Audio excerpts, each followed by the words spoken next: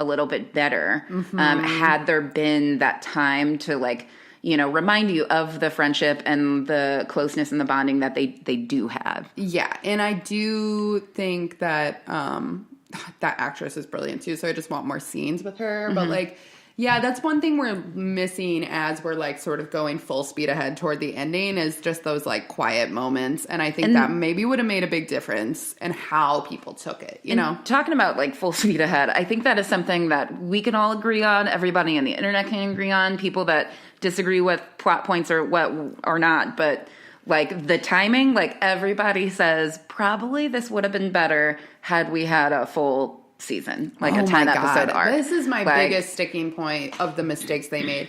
And I will say, I saw something, oh my God, so ridiculous. I saw like a petition that people signed for Game of Thrones to fix. Okay, well, that's a little ridiculous. Just get over it. Oh my God, that's the most ridiculous thing I've ever heard. And as much as I have criticism for them, especially like, you know, there's plenty of criticism for shows written by only 2 white men, like that whole Sansa line we discussed last time. Did not like, but I still think like none of these people who are just like, oh, the writing is trash now. It's like, they're the ones who built this show with the help of Martin. You know what I mean? You have no idea what it would take. Let's give them some credit. Like, you've been watching the show for how many seasons? The fact that you're this invested is a testament to their writing. Right. And like, no one has any idea what it would be like to try to finish something this big. Like, yeah, Martin gave them sort of the outline of all this stuff, but they are the ones who had to take it all and figure out what loose ends of the million loose ends that Martin has by book 5 and figure out what to use and what is not to use and how to put it together and like make it presentable as a show with like, in the books, there's 1 million. If you think there's a lot of characters in the show, holy shit, are there a lot of characters in the books? You know, so like I like to knock them a lot, but right now I'm like feeling like the weird need to defend them a little bit. Like, damn, I mean, they're doing their best. Let's, you know, give a little credit where credit's due. So yeah, kind of going through all the moments in the episodes. Varys sending out ravens everywhere. So the secret is out. So burning him did not stop that secret from getting out. So the Prince of Dorne and all these people, whoever's in the Riverlands right now, you know, they know. I do like how they just kind of like threw in that Prince of Dorne thing there. Like in their books, there's definitely another Prince of Dorne, but like, you know, they mentioned that. I was like, oh, okay, you got one down there now. That's don't know great. Who, but sure, somebody's the Prince of Dorne right now. I'm sure we'll never meet them. Yeah. So whatever. And like even very much implied that he had this little girl, Martha, trying to poison her. But she hasn't been eating and is greeting Jon and like basically like, so you want to rule instead? Like he's just being super obvious for a Varys move, which is interesting. Yeah, that's definitely something that like watching it was you're just like, okay, like usually he's like maybe very in the shadows. Yeah, like the spider, you know. Maybe this is evidence of you all just rushing because Varys that I know would never do something that dumb and like obviously discussing treason to out Jon. Loud. Like like without even like having any indication that he was going to take it well. Like, and virtually no time has gone by. Like, my only thought is that like maybe he feels like he's running out of time to like save King's Landing. That's the only reason I can think that he would be so freaking blatant. Even sending out the ravens is like, that's gonna get back to you. But, I also think, though, that moment when Tyrion comes up and, like, confesses the treason to her, and she says Jon betrayed her, that might be some foreshadowing for what her mind and, like, how she's feeling about Jon later. But, yeah, Varys getting burnt, man, I do love the moment, because, like, going back to, like, just wanting to cheer for Dany. Man, the moment when the, like, dragon kind of, like, peeks out of the dark, you're just like, oh, it's so badass. It's super cruel and terrible, but it's still so badass. Well, and she, you know, she warned him when she met him, like, if you betray me, like, you will be burned. So, like, he knew that was coming, and it was just a matter of time. you know, in his past, sort of, with the Red God makes it sort of a fitting death for him. And you can kind of see the flame twinkle in his eyes as he burns that last scroll. Yeah. Rip Varys, one of my favorite characters in the entire series. He did a lot of work. Did a lot of work. And then we have that Jon and Dany moment, and I do just feel like really annoyed with Jon. Like, oh my God, for the love of God, just kiss that woman back. So like you're the reason everybody's dying. You know, whatever.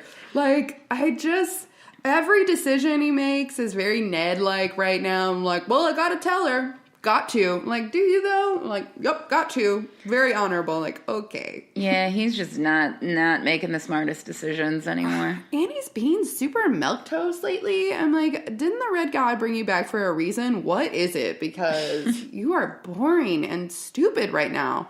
And that was the only thing I was going to say about that whole women in power thing. I meant to say earlier is like, what happens with Jon and whether or not they stick the landing in that last episode will make a big difference, I think, in what the narrative looks like about Dany. Oh, for sure. Women. Like, so because if they present Jon as like the perfect ruler who should be in charge, then I'm all with everybody who like, yes, this is misogynist, this is bullshit. But if I don't think they're going to, I don't think Jon's going to end up in charge because he's not a good ruler. Like, as much as I like him a lot, like if you're like, oh, but we have a perfect like white horse character to come in and take over, it's saved. That's not going to happen. And if it did, I'm 100% with everybody. But that's not going to happen. I don't think... He sucks lately. I don't think Jon's going to be the one that takes it on. But that is... Like, I've been going hard in the paint for Sansa. Like, and Arya too, you know, and kind of like fighting back against that, you know, claim of sexism in the writing or whatever.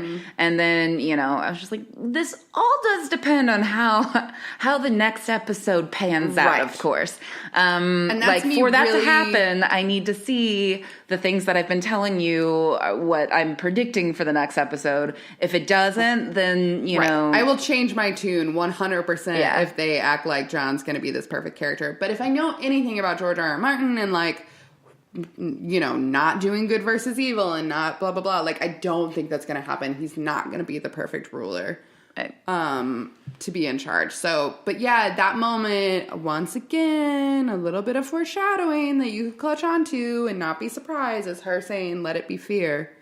How she's going to rule. That moment, you knew shit was going to get fucked up. And he says he loves her, but she can just feel like, nope, slipping away. Everything's slipping away. So, and I'm concerned for him because I think Varys sent enough ravens for him to be a huge liability to her, whether or not she loves him or not.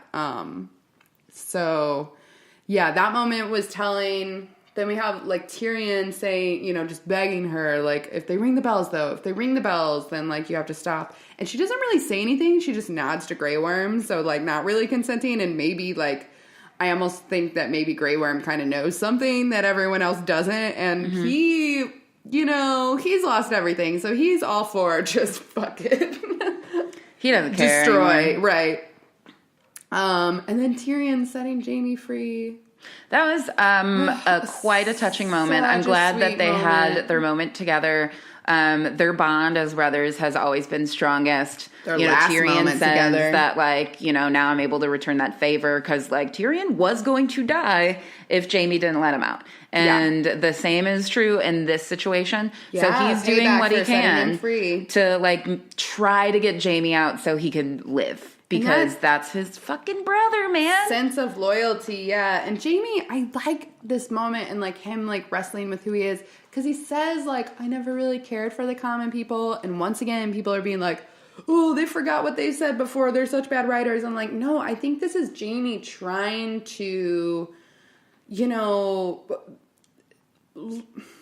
rest with himself, like, why he's going back to Cersei's, like, I'm cruel, I'm whatever. And, like, no, you saved the people of King's Landing when you became the Kingslayer, and your reputation and everything about you has paid a price for it.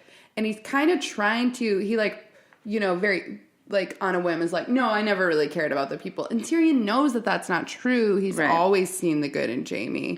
And I think, like, that's what they're trying to, like, point out.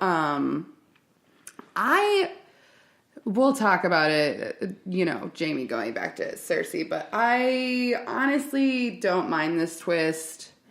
I just think it makes him even more layered than he already was.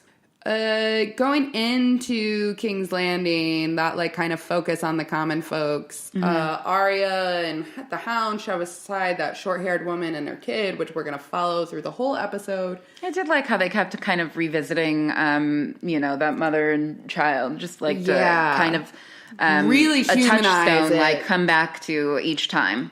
Mm-hmm. And these are the people who are hurt in war every time, no matter which one it is.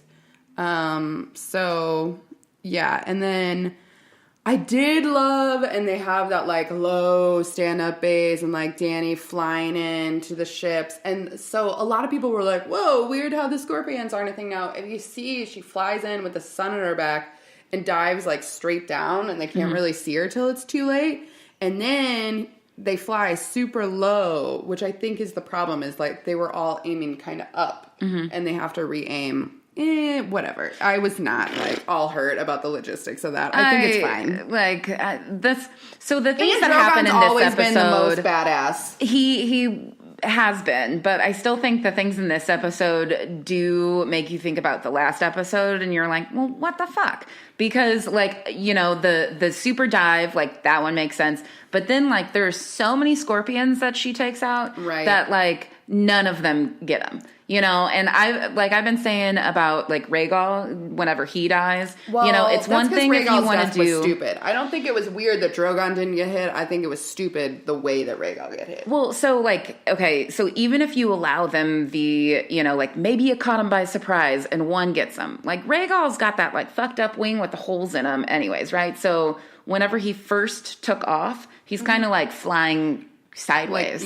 And you're just you should have waited, Dany. He's not healed yet. And then he gets hit one, but then he gets hit 2 more times in the neck. In succession, perfect aim. I can understand if he was wobbling around shock. And maybe dodges some and then maybe gets hit, because you could be hey, listen, he was hurt.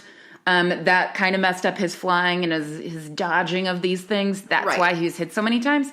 But 3 times in a row, perfect aim. And then, nobody has aim anymore whenever Drogon comes through. I'm well, and that's please. Where, again, I have criticism. But Euron wasn't on it, What a spectacular magic Disney pirate he is. Mm-hmm. His magic that isn't sharpshooter just with his Euron. Time-flying fleet. It's also what a sharpshooter he is. Anyway, we're going outside, and we have Harry Strickland, and I'm just why even fucking cast this dude?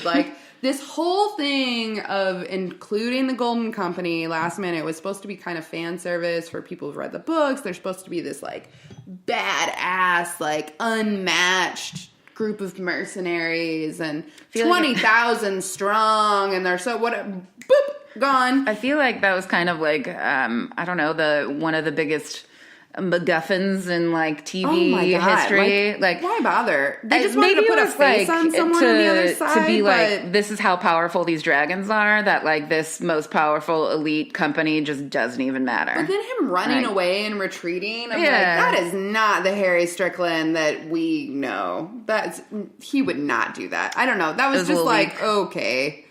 Whatever, and you do want to see that fear of what a cavalry rushing toward you is and stuff like that. I'm cool with that perspective, but at least stand and fight. I don't know, whatever. Oh, but my boy Grey Worm, we're talking about sharpshooters. My boy Grey Worm wasn't Strickland the one he got with that spear when he was running around? That was a Lannister soldier, I thought.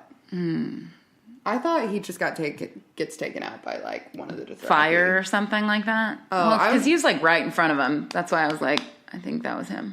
The cavalry's rushing toward him. I was pretty sure it was just a random Dothraki. That was another thing, just real quick, that I was just I don't really understand what's happening with your formation here, because the quick pan over the Unsullied armies and the Dothraki have Dothraki horsemen sort of dispersed in the Unsullied infantry ranks. I don't think it's supposed to make military sense. I think it's just supposed to they're up front. I'm I don't this is bothering me so much, and I can't unfocus They just want you to know on that it. they're all there. And, like, she somehow has, like, a fully restocked army. No NBD.